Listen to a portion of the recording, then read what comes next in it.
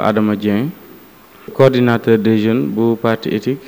par ailleurs nekk un technicien supérieur en électromécanique et aussi un coach formateur en entrepreneuriat. Éthique nag dafa nekk ay critères yi nga xamante ne ni nit bu nekk war na ko mën a làmbool ngir di gën a mën a jotale ci ni mu waree liggéey boo xamante ni dénk nañ ko waaye tamit ngir di xam àq ak yelleef bi nga xamante ne ni moom nga war di doxal moom nga war di jëfe aussi ci lépp loo xamante ni moom nga war di doxal te loolu ñu gën ko bëgg sax ci sunu ñi nga xamante ne ni ñoom lañ dénk sunu réew mi. Donc ñu gën a xam tamit yan xaar yi la askan wi am si ñoom ak tamit wan doxalin lañ war a am donc pour que ñu gën a mën a répondre ci attente yi nga xam ne moom la population bi am. Mais aussi ñun nag éthique bi ñu indi c'est-à-dire que nom bi peut-être boo ko déggee éthique la lay yóbbu waaye ñun dañ ko tënk ci benn sigle bu ñuy wax ensemble pour le travail, l'intégrité et la citoyenneté. waaw xam nga nit ku si nekk tey am na mën-mën. waaye dañuy wax toujours que ne la richesse naît de la diversité waaw ke am réew kenn nit mënu ko taxawal solution it kenn nit mënu koo génne lépp loo mënti gis li ciy gën a am solo day génn ci bu ko mbooloo àndee kenn ku ci nekk di joxe xalaatam kenn ku ci nekk di joxe yitte kenn ku ci nekk tamit sentir ne moom kat bu dul moom rek du sotti. kon nag loolu moo tax dañuy jàpp que ni nit bu ci nekk am na loo mën waaye tamit boo ci invité ñeneen ñu ñëw fekk si la ci dafay gën a fawxete foofu la sunu réew mi toll. Éthique c'est un parti mais bon initialement nous étions un mouvement dénommé Ensemble tout simplement. Par la suite le mouvement bi nekk parti politique en 2022 donc ñu tuddee ko éthique ensemble pour le travail, l'intégrité et la citoyenneté mais toujours dafa am benn mot boo xamante ni dañ ko maintenir moom mooy ensemble bi parce que liggéey boo gis travail d'équipe moom moo ci gën parce que boo amee 5 éléments yoo xamante ni ñu am xam-xam lañ waaye tamit am 5 éléments yoo xamante ni ñu am pas-pas lañ donc xam-xam ak pas-pas fépp fu mu ànd rek lépp lu mu dajeel da koy daal di mën a daan. waaw xam nga ñun suñu parti niñ ko taxawale dañoo nekk parti boo xamante ni comme ensemble boobu dañ koy wuyu à chaque fois lépp lu ñuy def dañ ciy diisoo lépp lu ñuy def dañ ciy waxtaan. Suñu président donc ainsi que tous les membres du parti pas-pas boobu la ñuy waxee li ko diisoo lépp loo xamante dañ ko war a doxal dañ ciy toog waxtaan ci éthique bi nag travail la boo xamante ni ay bési bés lañ ci toog di ci xalaat muy ñëpp parti bi képp koo xam ne bokk nga ci donc ñu mën a ci ay réflexion jusqu'à ce que ñun ñëpp ñu am entente que ni voilà ce qui sonne bien avec l'engagement patriotique donc qui nous a poussé à faire la politique. liggéey bi lu yomb la parce que la cause bi nga xamante ni moo poussé suñu leader donc mu entrer en politique est noble c'est le juge Dème donc moom dafa noble ndaxte lu tax dafa noble c'est un jeune moom en personne boo xamante ne nii xeex na donc ci bi mu waree parce que un jeune qui est devenu donc greffier à l'âge de 21 ans voire 24 ans donc di xeex nekk ci njëkk a taxawal li ñuy woowee syndicat buy défendre tout ce qui est relatif par rapport à l'indépendance de la justice sénégalaise. Donc ba yàlla may ko ci mu nekk magistrat muy continuer de défendre ses intérêts pousser ay moroomam donc ñu am confiance ci moom donc kooku bu demee tey ba nga xamante ne ni défendre bi muy défendre donc intérêt supérieur de la nation poussé na ko mu samp ko y a pas mal de jeunes yoo xamante ni dañ ciy gis seen bopp se voit donc dans cet engagement ainsi que cette force ainsi que ce patriotisme bi nga xamante ne ni moom la leader bi incarné et que ça a été quelque chose de très facile donc d'attirer les jeunes vers ce parti. C'est très facile parce que xam nga li ko gars yi di waxee rek quand la cause est noble s'engager devient donc quelque chose de très normal. C'est-à-dire que bon tey c'est très rare de voir un politicien boo xamante ni mën nañ ne kii lii mooy engagement de base am la quasi-totalité des leaders bon comme ni ñu koy waxee dañuy toog moom yàgg ne voilà bon je trouve que ni moi je dois faire la politique et ci la ñuy daal di commencer mais le juge Dème donc engagement bi ak doxalinam dafa jiitu avant que même moom muy xalaat que ni dafay def politique mais il le faisait donc de manière naturelle. Et loolu aussi jeune boo xamante ne ni def nga ci constat def nga ci gëstu donc naturellement daf lay intéressé et il y a pas mal de jeunes qui nous interpellent donc qui veulent adhérer à notre cause et que loolu aussi ça nous motive davantage, ça nous permet donc de comprendre que nous avons fait le bon choix donc d'avoir pris la décision donc d'être avec le président Juge Dème. Nous sommes présents dans plusieurs départements et nous sommes présents dans 4 continents présentement. Il y a une forte sensibilisation parce que éthique ñun dañu am une organisation bi nga xamante ne nii moom la ñu am aussi li koy gën a yombal mooy que lu ci bëri sax ñun ñëpp dañuy bëgg di doxee à l'image donc de notre leader moo tax dafay facile ñun ñëpp dañuy am entente ndaxte dañuy am cohésion. Léegi du coup pratiquement au niveau de chaque département aussi am nañ fa ay représentants yoo xamante ni ñi ngi abattre un excellent travail de massification et de sensibilisation surtout yoo xamante ne nii bon vraiment man je trouve que ni ça fait plaisir donc de voir l'avancée donc du parti au fil des années. xam nga loolu moom mooy politicienne bi fi amoon. te ñun dafa am beneen politique parce que dañoo woote une nouvelle politique nag une nouvelle donne donc loolu tamit li ko mën a firndeel mooy doxalin bi parce que tamit nit mënoo ne da ngay woote daayira di tëgg sabar c'est contradictoire mais aussi mënoo woote sabar teg say pôle di jàng daayira mënul nekk donc ñun li ñu woote dañoo am une cohérence par rapport ak suñu ay démarches. Donc cohérence boobu nag nit bu ci nekk dina am ay nit yoo xamante ni sax doon ñu woon au début intéressé wu ci suñu parti wala ci suñu leader waaye ak avancée bi da ngay dem ba ci biir nga gis que ni donc day am ñu bari ñoo xamante ne ni commencé nañu wax dëgg yàlla di intéressé wu et que ñun c'est simple jéemuñu faire ce qu'on appelle du populisme wala quoi que ce soit. Mais dañuy juste respecter comme par exemple suñu doxalin ba jusqu'à ce que yàlla dimbali ñuy mën di donc di avancer et di attirer beaucoup plus de monde yoo xamante ne nii il se voit par rapport à ce que nous sommes en train de défendre. Éthique li ñuy incarne mooy répondre aux attentes, être cohérent, être comme de poser des actes permettant de défendre aussi comme ni ma ko waxee woon sànq rek l'intérêt supérieur de la nation, c'est tout simplement ça. Facilité moom képp ku ko bëgg du réussir man loolu sama gis-gis la parfois dañ leen la critiquer dinañ wax ne woy bon certes li ngeen di def baax na li ngeen di def rafetlu nañ ko mais sénégalais yi duñu wuyoo noonu mais nag nit moom Muhammad sax sallallahu alayhi wa sallam yenent bi muy woote sax ci ndorteel mitti woon na waaye fi mujjantal li ñu naan dëgg mooy njëkk dëgg mooy mujj te ñun gëm nañu ne li ñuy woote tey moom mooy dëgg defuñu comme li acteurs yi di faral di def jekki-jekki bon essayer de faire rêver les Sénégalais donc di leen wax des choses très impossibles boo xamante ne ni ñoom en le disant sax ils savent que ni loolu mënul nekk mais juste le dire pour essayer donc de gagner seen confiance et après bu ñu demee ba confiance bi ñu gagner ko aussi ñu def comme li yeneen politiciens yi di def donc défendre leur propre intérêt et oublier ceux de la population. Les Sénégalais avertis et conscients wax dëgg yàlla ñun defuñu sax ay démarches vers eux. Tout ce que nous faisons ñun dañ koy jàppee que ni lu quelque chose la rek lu naturel lu ñu war a mën a def acte la boo xamante ni citoyen bu ci nekk war na ko def parce que ñun ñii ay ndaw lañ donc suñu engagement ci politique defuñu ko pour def ko pour essayer donc de plaire à qui que ce soit wala di xëccoo ndomba tànk comme ni ma la ko waxee ñun ndaw lañ yàlla dimbali nañu donc jàng nañ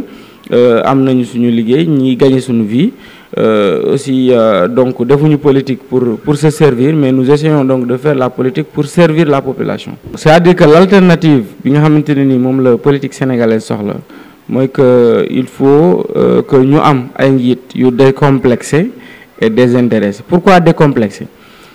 Décomplexé bi mooy que ni tey nit ki waroo am complexe ne man lii laa gëm lii laa war a dox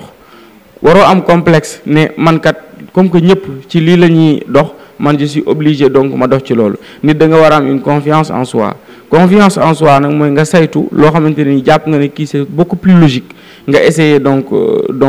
maanaam dox ci loolu te li logique mooy tey mënoo ne yow da nga nekk minorité benn majorité jël seen ay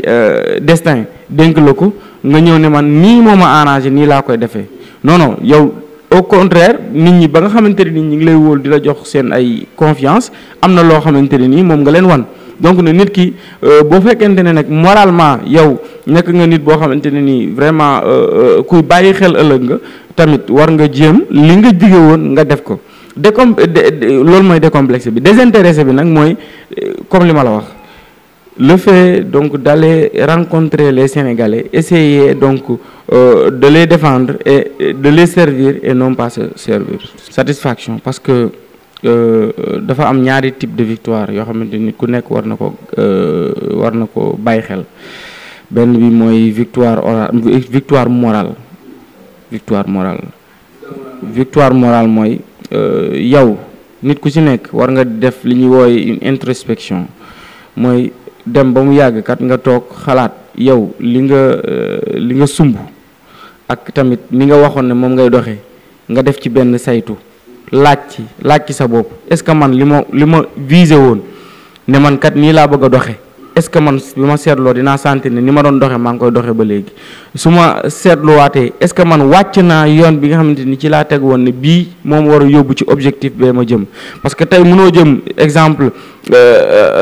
R100 bëgg a jël yoonu garage c'est impossible mais léegi dans la mesure où yow tu te rends compte que ni yoon kat bi nga tegu woon nga xam ne bii moo la war a yóbbu kii wàccoo ko donc di nga am une satisfaction beneen bi aussi mooy sa doxalin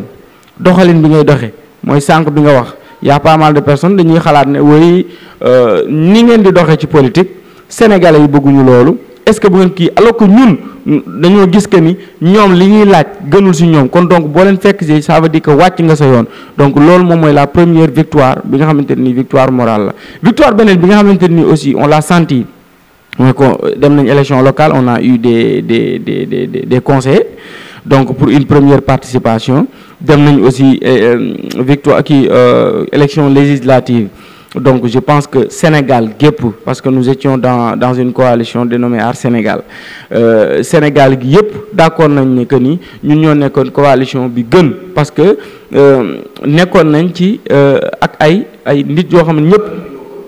Aar Sénégal donc bokkoon nañ ci coalition bi nga xamante ni ñëpp rafetlu nañ nee nañ coalition bi ñi ci nekk ñëpp ay nitu valeur lañ donc je peux citer comme le juge Dème je peux citer comme Thierno Alassane Sall Thierno Bocoum donc étant ñoo xamante ni kenn ku ci nekk vraiment sa ay valeur kenn dootu ko remettre en question donc loolu rek dafay wane que ni une constance par rapport ak suñu attitude par rapport ak suñu aussi engagement de base bi nga xamante ni moom lañ kii dafay nekk une grande satisfaction man mi di wax ak yow j'étais investi sur la liste nationale et que ça a été un grand plaisir donc d'être à côté donc de ces leaders. Locales yi nous étions dans une coalition dénommée avec bon ñi ngi ci àndoon ak Madiakhaté Niang mi nekk Cité Senghor moom la ñu coalisé woon nañu aussi ak dem si yàlla Omar Badiane au niveau de Thiès Nord moom moo fa nekkoon suñu candidat le président Dème moo nekkoon candidat bi Thiès Ville au niveau de Thiès Ville donc te fu ñu dem xam nga dafa nekk lu am solo foo dem ñëpp nangu que ni kat am ngeen kat njiit boo xamante ni njiit bu jub la ak njiit bu dëggu man loolu rek je pense que ni ça suffit. maintenant nag dafa am une réalité politique au Sénégal c'est-à-dire que mooy comme pensée bi nga am noonu way yéen a ngi door a jug y a certains qui peuvent penser que ni mais kon que ñii dañuy door a jug nañu jéem a voter ñee nga xamante ne nii jiitu nañ fi mais tout en sachant que ni ñii kat wax dëgg yàlla am nañ une cohérence par rapport ak seen doxalin mais aussi nekk nañ ay nit yoo xamante ni ñu am valeur lañ mais valeur yooyu peut-être que man gëm naa ne am na Sénégalais yu bëri yoo xamante ni séduire na leen et que ci échéance yi ñu jëm incha allah dina am un changement. dañoo am une cohérence par rapport ak suñu doxin parce que tey mënuñu dénoncer sama leader dafa dénoncer donc l'indépendance de la justice maanaam di ko xeexal te indépendance de la justice je pense que ni moom wax na ko ci lettre bi nga xamante ci la démissionné woon mu dinaa ci citer benn partie rek mu ne kat il y a plus d'1 an, donc j'ai démissionné du Conseil supérieur de la magistrature du fait donc de l'instrumentalisation de cette institution par l'exécutif. Exécutif nag bu ñu ko waxee kenn ku nekk kenn dootu ko laaj mooy kan, donc je pense que loolu leer na kon kooku déjà mu ñun bokkuñu gëm-gëm. Lu tax aussi mënuñu ànd ak Benno moom wax naa la li tax mënuñu ànd bokkuñu gis-gis. réew mi aussi ñun élection présidentielle 2019 réew mi donc le président dem bërki dem doon na def émission fële Seneweb wax na ko que ni réew mi seen président approché na ko, mais bon il a été vraiment loyal ak moom ne ko carrément ñun mënuñu la jàppale parce que bokkuñu conviction bokkuñu donc orientation politique. Tout simplement que ni am na ku ñu tooñ, am na ku jàpp que ne dañu diffamer ay waxam, donc biñ ko diffamer nag am na droit porter plainte. Donc man ci loolu parce que buñ porter plainte aussi ki nga xamante ni porté nañ ko plainte moom nee na am na ay preuves, donc war na indi preuve yi, donc man je ne vois pas que ni foofu war na nekk problème. xam nga loolu aussi man damay fustiger bu baax a baax parce que yoon aussi justice sénégalaise, certes justice sénégalaise donc doxee na noo xamante ne nii kumba am ndey kumba amul ndey, donc 2 poids 2 mesures, mais namit néanmoins amuñu benn alternative ak justice. Alternative justice kaw rek lay jur parce que tey jii yow képp ku la mënti tooñ wala képp koo xam mën ngaa jotee ak moom mënoo am beneen doxalin booy doxee ak moom lu dul dem porter ko plainte, du dëgg. Donc ça veut dire que donc benn alternative la ñu amuñu benn alternative autant pour moi boo xamante ni bu justice la, et que man je trouve déplorable que ni bu ñu constater que ni y a des choses yoo xamante ni metti nañu que ni dañuy dem def faire recours à la violence. Donc parce que vandaliser ay boutique jàmbur wala taal ay kiiw jàmbur ay bus yoo xam ne ñun ñoo si dugg je ne pense pas que ni solution la. waaw xam nga peut-être ñoom mën naa leen comprendre si benn côté, mën naa leen comprendre opposition bien sûr. Li tax ma leen di comprendre mooy nit ki su sentiree que ni tey jii bafoué nañ peut-être ay droit am parce que justice bi kenn ku nekk gis na ni muy demee. Je peux citer donc benn exemple bi mooy Bougazelli fii lañ ko jàpp avec des beaucoup d'argent ci ay faux billets, donc ci benn durée bu gàtt ñu tëj ko fii génnewaat ko donc sans suite. mën naa citer waat aussi ay personnes yoo xamante ne nii des officiers yoo xam ne rey nañ leen fi, donc ñu jël leen sànni leen, donc amul benn suite amul benn suivi justice waxu ci dara. Donc loolu aussi je trouve très anormal ci benn wax boo xamante ne nii peut-être nit ki wax na ko ñu bëgg ci topp nii di ci xëcc, donc comme mooy li ma wax rek y a une manipulation des deux côtés, du dëgg. Maintenant léegi nag li nga xamante ne nii am na si mooy on a aussi li nga xamante ni moom mooy les FDS, forces de défense et de sécurité. Seen rôle mooy défendre aussi la sécurité publique nag moom mooy saytu lépp loo xamante ne nii maanaam gën na par rapport ak population bi, lan mooy lépp loo xamante ne nii maanaam fii buñ fi awee dina baax wala buñ fi awul du baax, donc ñoom ñooy redresser, ñoom ñooy corriger. Donc képp koo xamante ne nii aussi orienté nañ la ne la awal fii wala nga dem fee, je pense que ni da ngaa war a respecter donc conseils yi wala décision yooyu nga xamante ni jël nañ ko, et que c'est loolu mooy indi une organisation donc au sein de notre pays. xam nga man dama yaakaar que ni Sénégal fi mu nekk dañu dellu ginnaaw bu baax. Bon li tax ñu dellu ginnaaw mooy 3e mandat en 2011 moom lañ fi doon xeex mu am pas mal de jeunes yu fi ñàkk seen bakkan. Je peux citer le cas de Mamadou Diop, donc ñàkk seen bakkan am ay jeunes yoo xamante ni ñu emprisonné leen ñu fàtte leen, donc ak ñu xool en 2011 ci la fi commencé woon loolu jeunes yi daan fi def di taal seen bopp, xaw ma ndax vous vous rappelez ou pas, dem ba buntu palais di taal seen bopp parce que y avait un désespoir profond. Léegi nag dafa am loo xamante ne nii nit ki soo demee ba nga ay nit xeex ci ba tey jii am koo xamante ni bénéficier wu na ci loolu, mais il est en train de faire pire parce que tey mënoo jóge point A ñu yóbbu la ba point B nga defaat góorgóorlu bu toll ne delloowaat gars yi ba point A, loolu dellu ginnaaw bu mag a mag la au niveau de la démocratie de notre pays. Beneen bi mooy dama koy faral di wax, quand on se bat pour des principes, perdre ses intérêts est le cadet de ses soucis, mais quand on se bat aussi pour des principes, perdre ses intérêts aussi est le cadet de ses soucis. Foofu li ma bëgg a wax mooy nit ki nga xamante ni dafay xeex tënku ko ci ay principes tey mu ñàkk loo xamante ne ni intérêt personnel am la donc lu ndaw la ñu doon ci moom waaye nit ki nga xamante ne nii aussi dafay xeex pour ay principe am pour ay intérêt am tey mu perdre principe am lu ndaw la ci moom et lu am solo la parce que ñi boo xoolee des fois da ngay toog bërki démb defoon naa benn débat avec benn responsable APR mais je trouve regrettable des personnes qui vous disent que oui bon loolu noonu aspect moral bi dañ koy jël ñu tege ko ne mais la troisième candidature du président Macky Sall est moralement inacceptable et inadmissible. xam nga dafa am loo xamante ni aspect moral la moral mooy comme li ma la wax sànq ñun li ñuy prôné waruñu ko mën a changer parce que dañoo sentir que ni peut-être attentes yi ñu am njort nañ ne wala yaakaar nañ ne jotuñu si donc obligation que ni ñu changer ko mooy comme li ma la doon wax en ce moment bu fekkente ne changé nañ ko ça veut dire que xeexatuñ pour principe kon dañuy xeex pour intérêt mais su fekkente ne ñun principe la ñuy xeex tey ñu perdre loo xamante ne nii intérêt la pour par rapport à notre parti c'est mieux que ñu perdre tey suñu fil bi nga xam moom la ñuy suivre moo nekk suñu ay principe donc par principe le président Macky Sall n'a plus le droit de se présenter pour une troisième candidature. xam nga réew mi ab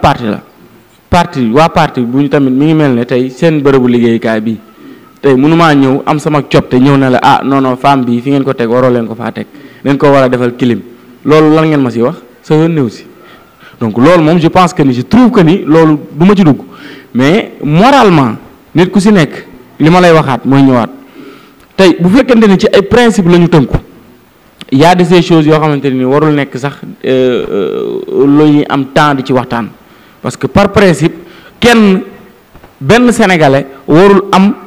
taxaw di ñëw fii di jéem a défendre la possibilité donc pour Macky Sall am candidature. loolu de moom xam nga ne ci Macky Sall lay kii moom mooy tabb ay ministre am tey tamit ñoom organisation bi ñuy dox xam nga ñun dañoo nekk nit ñoo xamante ne nii ñun dañuy dox ci ay principe doxuñu ci ay populisme manipulation et autres donc peut-être que ñoom procédé man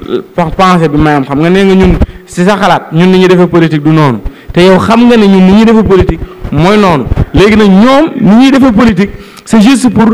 donc servir seen bopp oublier la population ce que nous ne ferons jamais léegi nag ñoom peut-être kon pensée bi ñuy amee ñun ci situation boobu ak ñoom xalaat bi ñu ci am du bokk. waaw parti éthique mi ngi liggéey donc ñi ngi nekk ci massification bi di élargir suñu base yi à travers le monde à travers donc les départements aussi ñi ngi ci donc loolu je pense que moom mooy kii bi ba pare gën a dëgër gën a taxaw ci suñu ay principes. li ñuy xaar mooy que ni ngeen xam ne. parti éthique parti la boo xamante ne nii dañoo ancré wu ci ay principes attaché wu ci te dara duñ ci dindi ñun dañu bëgg a amener un changement parce que politique du saaga politique du xeex ay intérêt la te intérêt yooyu mooy xeex intérêt wu askan bi te génn ci say bos merci beaucoup.